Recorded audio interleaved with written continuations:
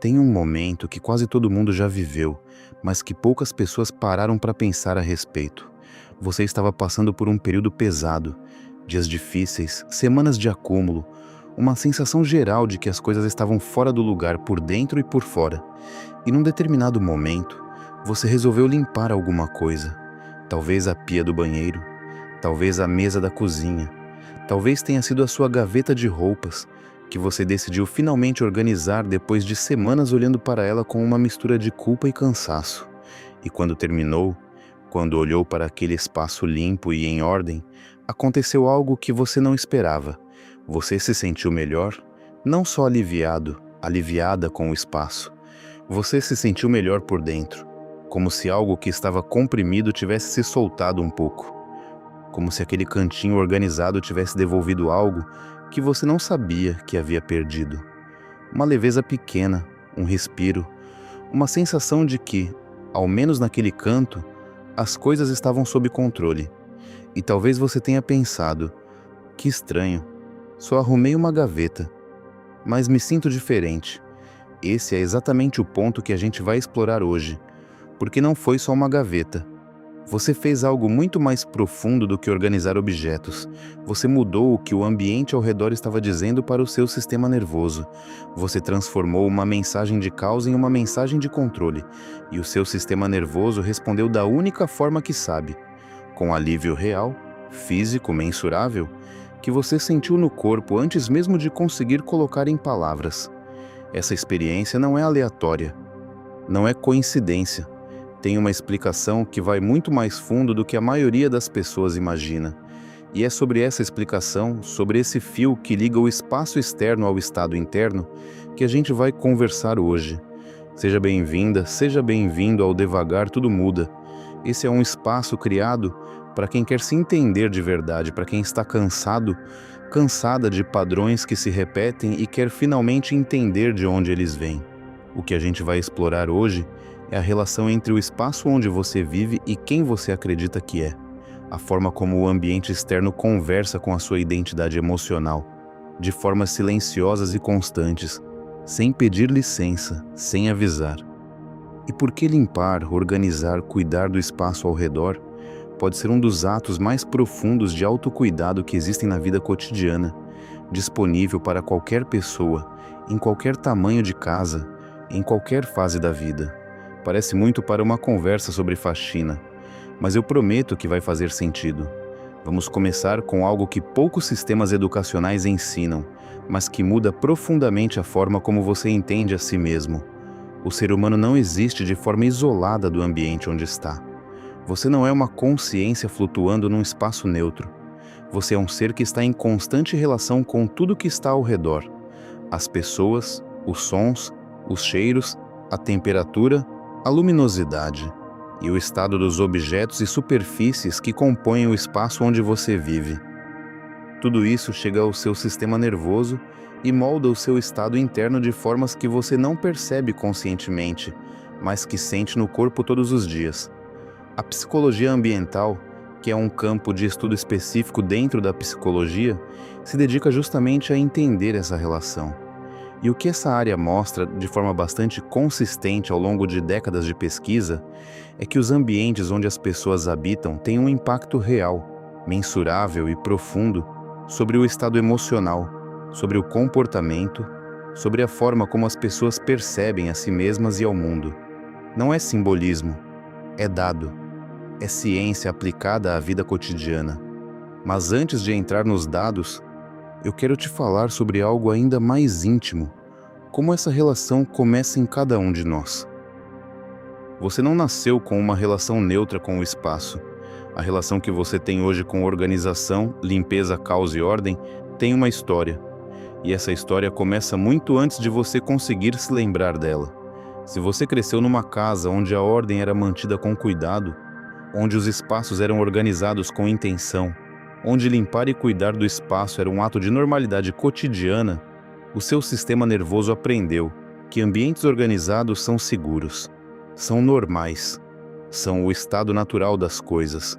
E quando você cresceu e foi criar o seu próprio espaço, esse padrão foi com você, silenciosamente instalado, como uma espécie de bússola interna sobre o que é normal, sobre o que é seguro, sobre o que parece lar. Mas, se você cresceu num ambiente de caos, de acúmulo, de desordem constante, o seu sistema nervoso aprendeu a se adaptar a isso. Aprendeu a funcionar dentro do caos, a interpretar a desordem como normal, como familiar, e o familiar, para o cérebro, é sempre mais confortável do que o desconhecido, mesmo quando o familiar não é bom, mesmo quando o familiar nos pesa, mesmo quando o familiar nos cansa. O cérebro prefere o conhecido ao desconhecido sempre. Isso é sobrevivência, isso não é determinismo. Não estou dizendo que o que aconteceu na infância define o que você vai ser para sempre. Mas estou dizendo que padrões aprendidos nos primeiros anos de vida têm um peso que vale reconhecer. Eles se tornam o ponto de referência do sistema nervoso, o que ele interpreta como normal, como seguro, como lar. E quando você não reconhece esse padrão, você tenta mudar o comportamento sem entender de onde ele vem. E aí, a mudança não se sustenta. E por isso, para algumas pessoas, reorganizar o espaço onde vivem não é só uma questão de hábito ou de disciplina. É uma questão de ressignificar o que normal significa, de criar um novo ponto de referência, de ensinar ao sistema nervoso, com repetição e com paciência, que um ambiente diferente também pode ser seguro, também pode ser lar. Esse processo leva tempo, leva paciência, leva à criação de novas experiências repetidas, que vão se tornando, aos poucos, o novo familiar. E vale cada pequeno passo que você der nessa direção. Existe algo que acontece quando uma pessoa entra num ambiente limpo e organizado, que vai além da satisfação estética. O sistema nervoso humano está sempre buscando por pistas de segurança no ambiente ao redor. Essa é uma função evolutiva básica que carregamos há milênios. Antes de poder descansar, antes de poder relaxar completamente, o sistema nervoso precisa fazer uma varredura do ambiente e receber a confirmação de que está seguro para baixar a guarda, de que não há ameaças que precisam de atenção imediata. Um ambiente organizado, limpo, onde os objetos estão em seus lugares e não há acúmulo de pendências visuais, envia uma mensagem clara para o sistema nervoso. Aqui está seguro. Aqui as coisas estão sob controle. Aqui você pode descansar. Essa mensagem é recebida não pela mente consciente, mas pelo sistema nervoso autônomo. Ele é o sistema que controla funções involuntárias como frequência cardíaca, respiração, tensão muscular e o equilíbrio entre os estados de alerta e descanso que moldam como você se sente a cada momento do dia. Quando o sistema nervoso autônomo recebe a mensagem de segurança, ele começa a ajustar o corpo para o modo de descanso. A frequência cardíaca desacelera levemente, a respiração se torna mais profunda e mais completa. A tensão nos ombros, no pescoço, na mandíbula, começa a diminuir. O estado de hipervigilância, aquela tensão elevada, constante que drena energia, sem que você perceba, começa a se soltar. O corpo se permite ser simplesmente corpo, sem estar em guarda. É por isso que quando você entra num espaço que está limpo e organizado, especialmente se você foi responsável por cuidar dele, você sente fisicamente diferente do que sente quando entra num espaço acumulado. Os ombros baixam, a respiração muda, você sente que pode existir ali com menos esforço, com menos gasto. Não é imaginação. É o seu sistema nervoso finalmente recebendo a permissão para descansar, para soltar, para ser. E o oposto também é verdadeiro, com a mesma intensidade e a mesma precisão. Quando você entra num ambiente desorganizado, o sistema nervoso faz a varredura, cataloga o acúmulo, registra as pendências e mantém um estado leve de alerta, não intenso, não alarmante o suficiente para que você perceba, mas constante. E constante, somado a horas, somado a dias, somado a semanas, vai cobrando um preço real no corpo e na mente que você não sempre consegue nomear, mas que sente, que existe, que pesa.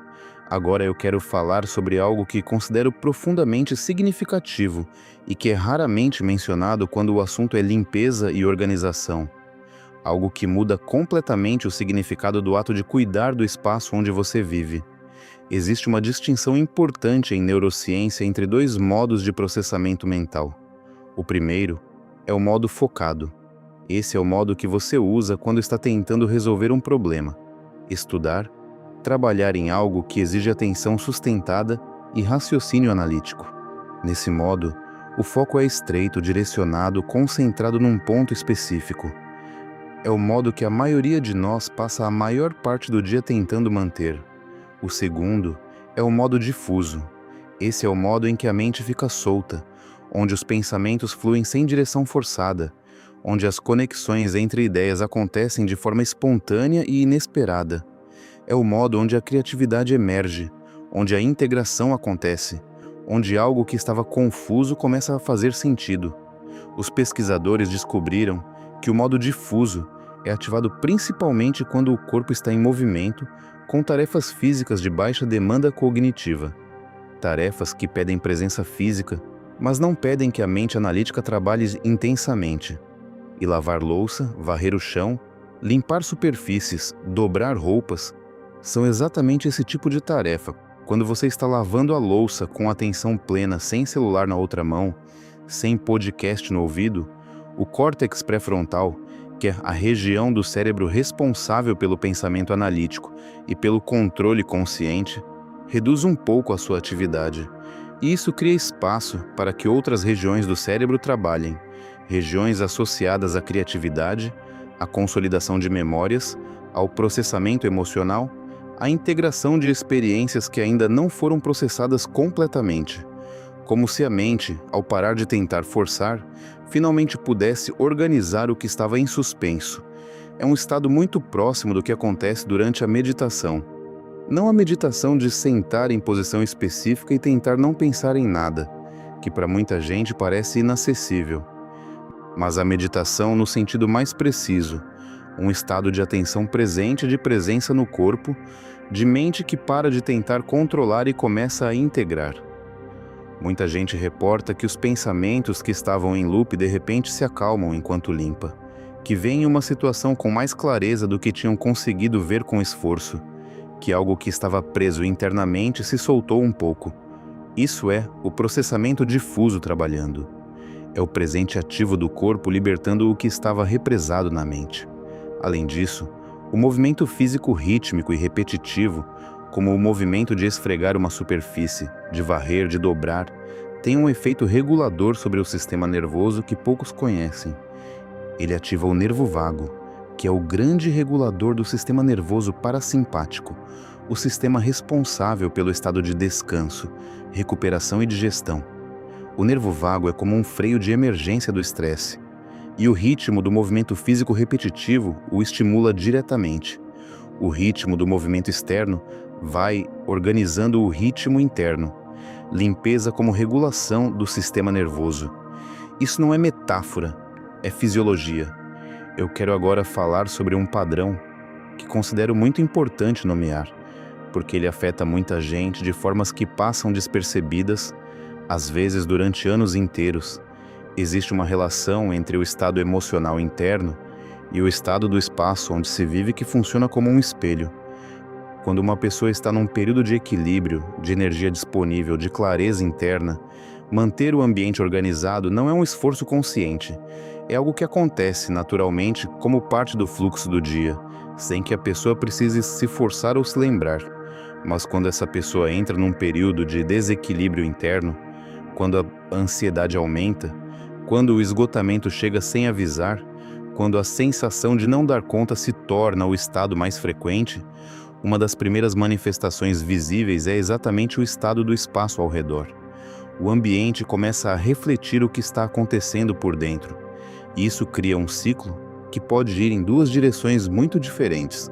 Se a pessoa consegue perceber o que está acontecendo, se encontra algum recurso para cuidar do espaço, mesmo que em pequenos gestos, o ambiente deixa de amplificar o estado interno pesado.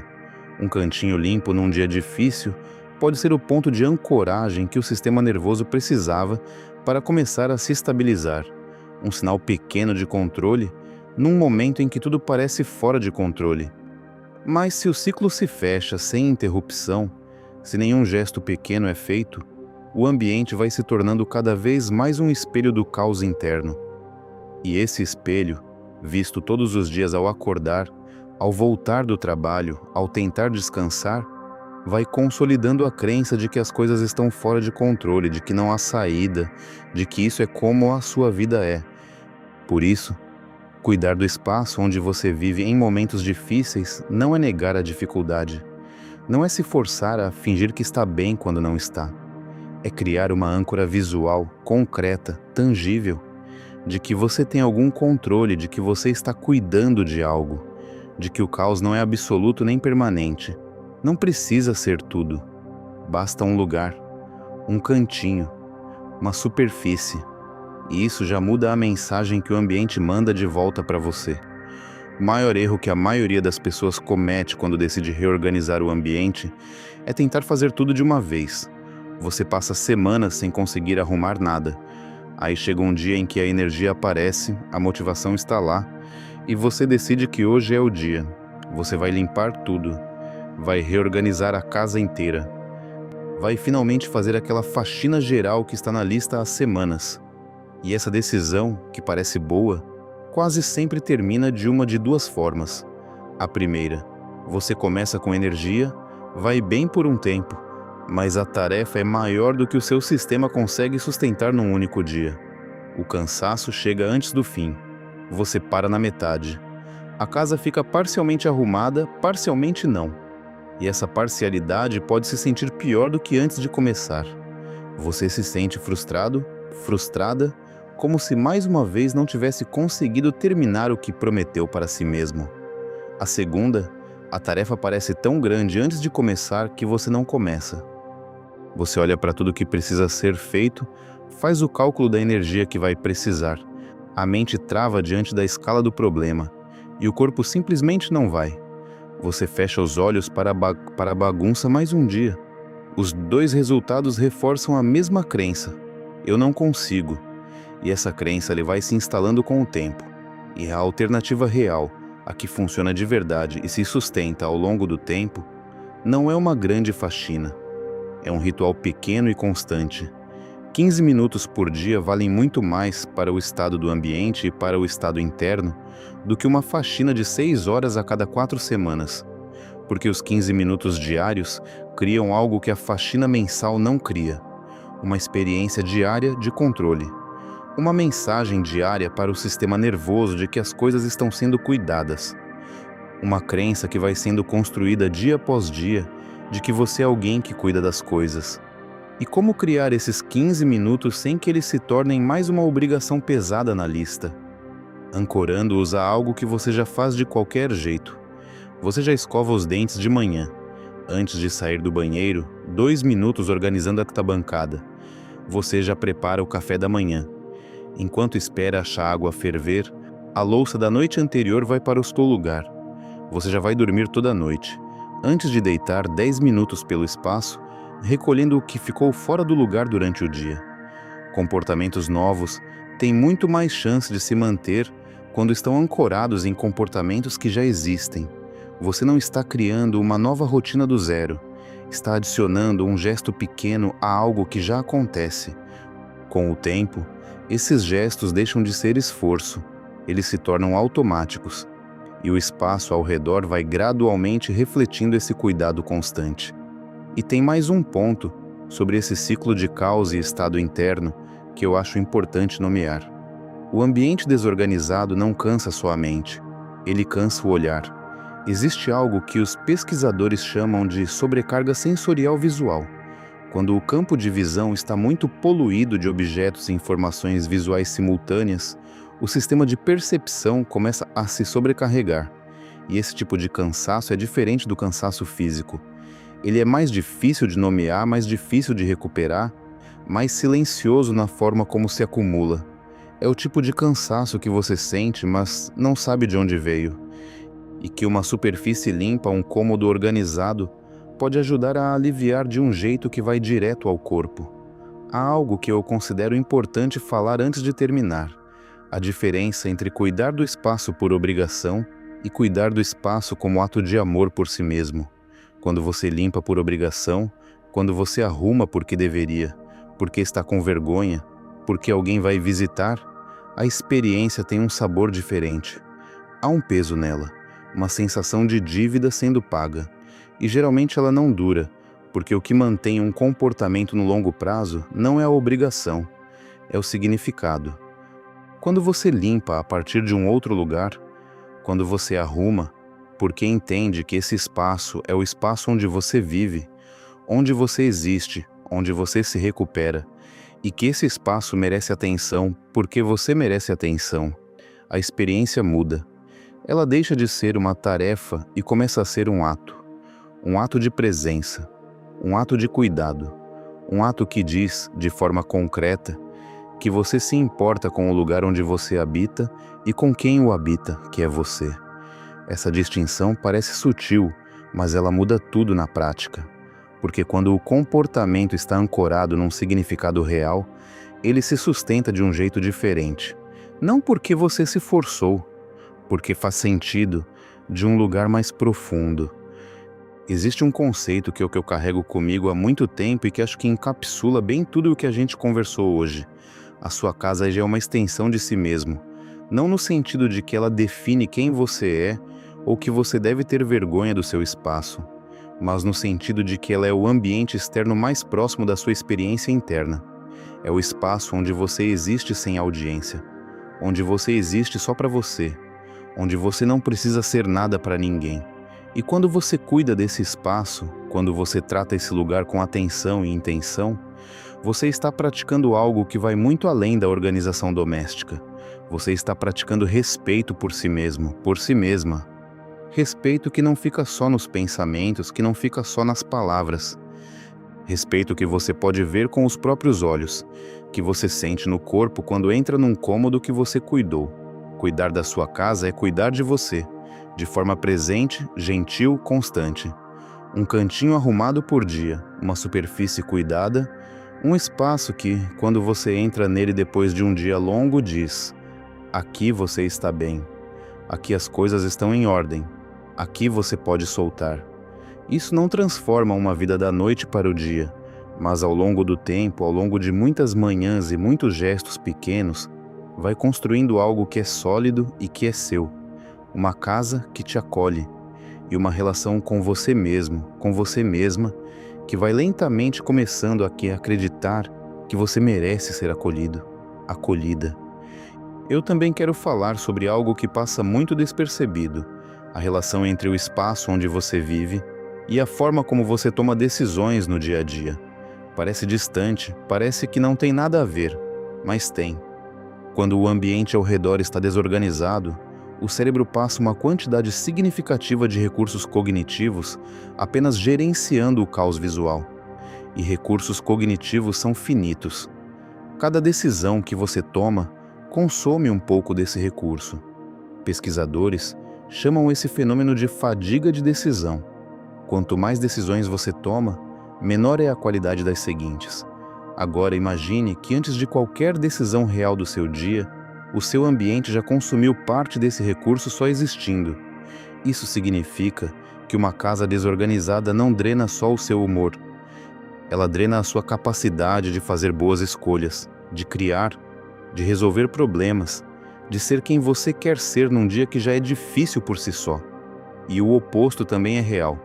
Um ambiente que não exige gestão cognitiva constante libera esse recurso para o que importa de verdade, para as conversas que você quer ter, para os projetos que você quer criar, para a presença que você quer ter com as pessoas que você ama. Cuidar do espaço onde você vive não é uma questão estética, não é uma questão de perfeccionismo, é uma questão de conservar energia para o que importa, de escolher conscientemente não gastar o recurso mais precioso que você tem, a sua atenção, gerenciando o caos ao redor. Me conta nos comentários, você já tentou criar uma rotina de organização e não conseguiu manter? O que você acha que faltou nessa tentativa? Porque essa conversa nos comentários importa muito para mim, e eu leio cada comentário. A sua experiência pode iluminar o caminho de quem está lendo agora e se sentindo sozinho, sozinha nessa luta, achando que só acontece com ela. Fala comigo aqui embaixo. Se algo do que foi falado aqui chegou em você, Se você reconheceu padrões, se sentiu que essa conversa tocou em algo mais profundo do que a organização da casa, eu te convido a conhecer o método. Devagar tudo muda. É um caminho de desenvolvimento emocional criado para quem quer trabalhar a raiz dos padrões que se repetem, entender o que está por baixo dos ciclos que não saem e construir uma base interna mais estável, mais clara, mais sua. O link está na descrição desse vídeo. Comece a sua transformação agora mesmo. E se esse vídeo tocou em algo, compartilha com alguém que você sente que também precisaria ouvir isso. Se inscreve no canal e ativa o sininho para continuar essa jornada e ficar por dentro dos próximos conteúdos. Aqui toda semana tem conteúdo criado com o mesmo cuidado, a mesma profundidade e a mesma honestidade. Deixa o seu like se esse vídeo teve valor para você. E eu te vejo no próximo vídeo. Devagar, tudo muda.